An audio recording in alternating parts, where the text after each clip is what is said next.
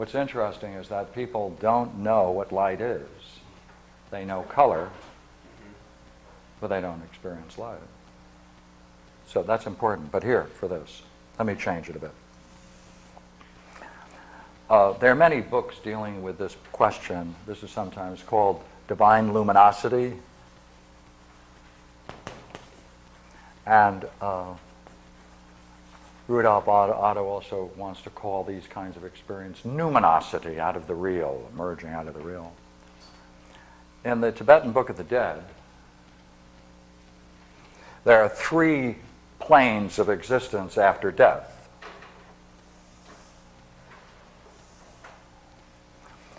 And I advise you, because of your interest in this, you would find it well worthwhile to read the Tibetan Book of the Dead. At the moment of death, according to the Tibetan Book of the Dead, every person experiences this divine luminosity. Sometimes it's so brief that it's only as long as the winking of an eye, but nonetheless, everyone experiences it.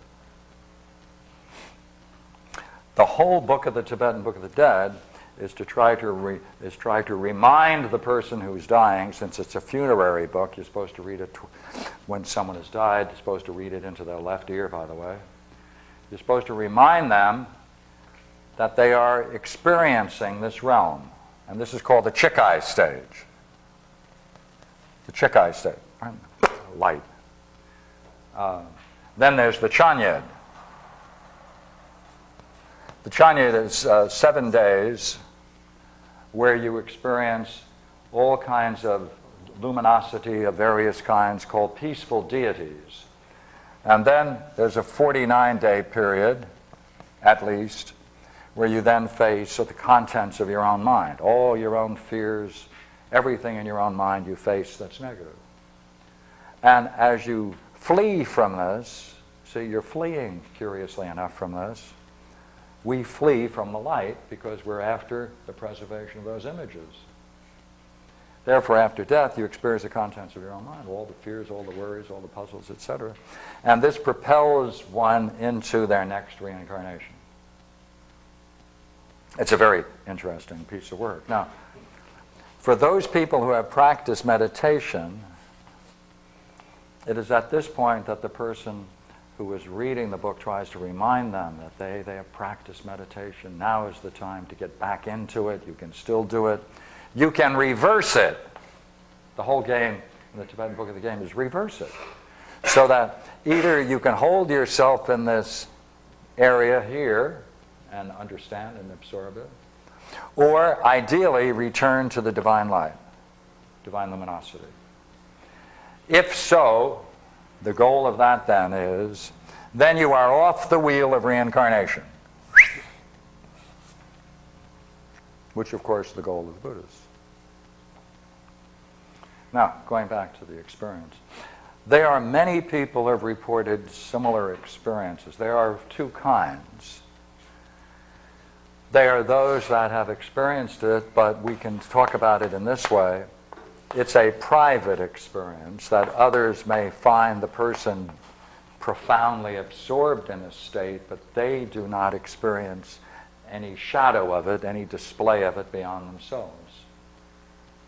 Then there's the claim that this divine luminosity is of such strength that it can be seen by others to various degrees, and that's the kind you're talking about. So there's one experience, 2 kinds, internal, external. Cosmic Consciousness was a very good book by Burke. He describes one. Houston Smith describes several. Some people have drug trips where they try to find that state through drugs. What's the problem? The problem is, you see, that you have to come down. And it has nothing to do with this image in your mind. This is the problem. The problem with meditation, the formal problem, the whole problem with contemplation meditation, is not that it's not effective. The problem is that if you pursue it independently of using your mind in the quest for the mind, you're going to come back down the next day after having a magnificent experience, and you still have this little guy in here that's still going to play itself out.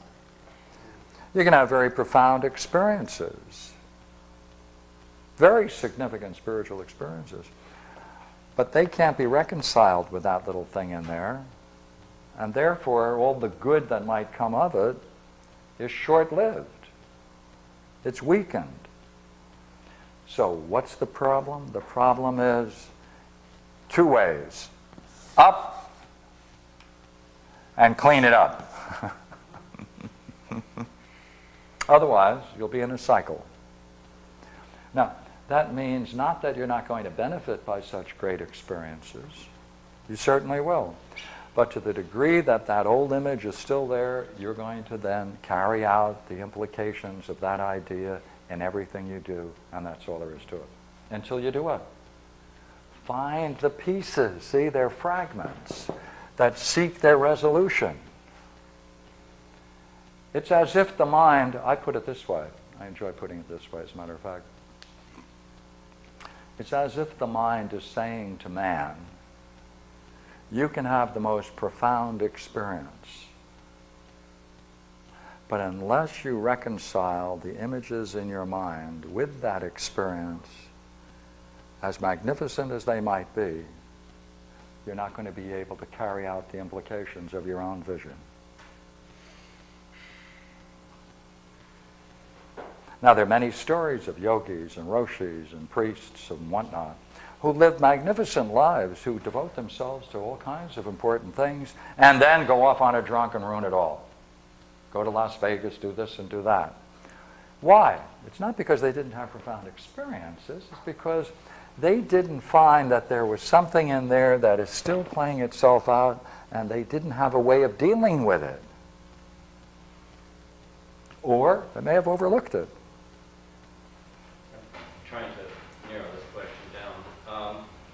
In Buddhist practice, they don't appreciate the study of ignorance or mafia or anything like that. That's right. And yet they claim to be able to, I think the claim is that they're able to get you to a state in life where clarity prevails. So they must, I'm just wondering what method they then employ to blow out or in some other way flush out that image of ignorance without, because they will try and block you from doing that kind, the kind of exploration you're proposing here. The problem of enlightenment is a one in many problem. Enlightenment is not one thing. If it were, we wouldn't have any difficulty. But as a matter of fact, in Buddhism, it's 8 different steps. In the ox herding picture, the 4th, 5th, 6th, 7th, 8th, 9th, and finally the 10th are different stages of enlightenment.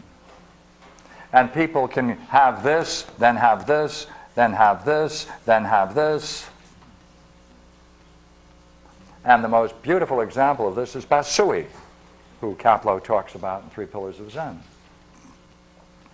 He had a remarkable vision, beautiful state. And many roshis passed him with that state, but he wasn't satisfied with it himself. And so he went on to have one of the great 10th, and that's what, of course, made him historically the most significant, one of the most significant Buddhists. If you can have experience like Basui is said to have described, because you see in the description of Basui in Kapleau, he reached the point where every single belief he had burst open like a barrel that's split open, that's full of water, and it splatters itself on the ground and there's nothing left. That kind of experience only takes place maybe in the 9th, but clearly in the 10th. 10th ox herding picture. And that's the Dharma.